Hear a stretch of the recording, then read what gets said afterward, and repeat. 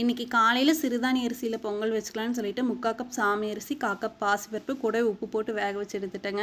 அதுக்கப்புறம் 1 ஸ்பூன் தேங்காய் எண்ணெய், 2 ஸ்பூன் வீட்டிலே எடுத்த நெய், அது கூடவே பொடியாக நறுக்கின இஞ்சி, ஜீரகம், குருமிளகு, பச்சை மிளகா, வரமிளகா, கருவேப்பிலை தழை, அப்புறம் முந்திரி பருப்பு எல்லாம் போட்டு தாளிச்சு கொட்டி பொங்கல் ரெடி பண்ணிட்டேன்.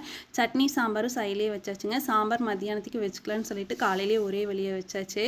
அப்புறம் வீட்டுக்கு வெளியே பார்த்திங்கன்னா நிறைய காய்கறி செடி, நிறைய செடி வச்சுருப்போம். வெண்டைக்காய் செடியெல்லாம் காப்பு முடிஞ்சுன்னு சொல்லி பிடிங்கி எடுத்தாச்சுங்க. அப்புறம் ரோஸ் செடி கடையில் சுக்குட்டி கீரை செடி நிறைய இருந்தது. இவ்வளோ நாள் பார்த்திங்கன்னா சுக்குட்டி பழம் தம்பி சாப்பிட்டு இருந்தா. இப்போ காயே இல்லாதங்காட்டி அது எல்லாமே பிடுங்கி விட்டுட்டேன். பெருக்கானால ஓட்ட விட்டுட்டு இருந்தது. அந்த வங்கெல்லாம் அடைச்சிட்டு அந்த நேரம் இருக்கிற பூடெல்லாம் கை பிடுங்கி விட்டாச்சுங்க. அப்புறம் ரோஸ் செடி பார்த்திங்கன்னா ஒரு 2 மாதத்துக்கு முன்னாடி ஒரு வாதை எடுத்து பதியம் போட்டு விட்டுருந்தேன். அது தளைஞ்சு வந்தது. இவ்வளோ நாள் பார்க்கவே இல்லை. அதையும் கட் பண்ணி விட்டுட்டு இன்னொரு வாதை பதியம் போட்டாச்சுங்க.